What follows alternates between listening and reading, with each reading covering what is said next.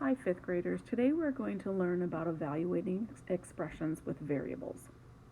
So there are two vocabulary words that you need to know. The first one is evaluate, right up there. And evaluate has the root of value, and so evaluate means to find the value of. You're also going to learn about variables, and a variable is just a shortcut for an unknown. So if you have 2 plus a blank or 2 plus an empty box, the way that you used to solve the expressions, an easier way or a shortcut way to doing this is just doing a variable, which is just a letter or a symbol that represents an unknown. So you might see 2 plus x instead of 2 plus a box or 2 plus a blank. One more thing that I'd like to point out before we get started with our example is that the order of operations applies here.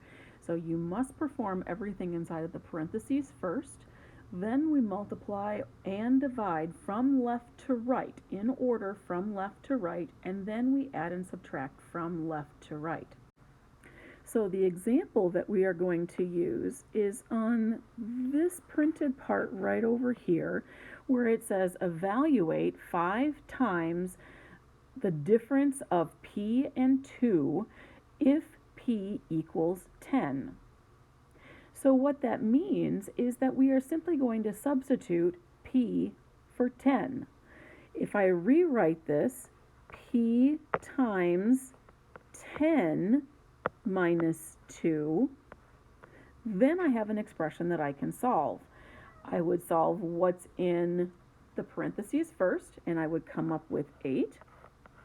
And then I would multiply 5, and notice that I did not put a multiplication sign in between here. I don't have to. I can put a dot there, I can put an X there to show multiplication, or I can simply just put nothing, and it'll still mean the same thing. It'll still mean multiplying. So then 5 times 8 equals 40. So here I have some examples of some expressions that we are going to solve with variables. Keep in mind that for these expressions that we are solving in this particular assignment, you will always be told the value of the variable. So for the first one, we have x plus 3, but x equals 7. And so remember that we substituted for x when solving this equation. So x equals 7, so we're just going to put a 7 here to replace it.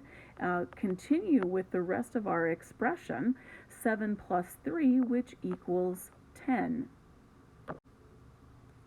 So our second example is 5 divided by x when x equals 1/3. So I'm going to write that out in numerical form, 5 divided by x, but x equals 1/3. So I'm going to rewrite it again, substituting 1/3 for x, and then solving 5 divided by 1/3, which, if you remember, means that you multiply the reciprocal.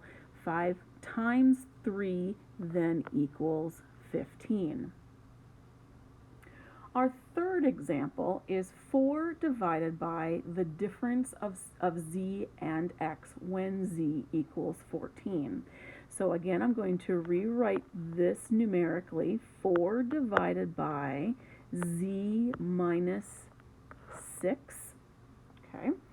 And z is 14, so I'm going to rewrite it again, substituting 14 for z. Okay, so now I have 48 divided by 14 minus 6. I know that I do the expression in the parentheses first. 14 minus 6 equals 8. Now I rewrite the rest of the expression, and I have 48 divided by 8, which equals 6. So remember, fifth graders, a variable is just an unknown value, such as n plus 5 or 6 times 100th plus y. In these exercises that you are about to do, you will always be given the value of that variable and then expected to just simply substitute the variable for the value.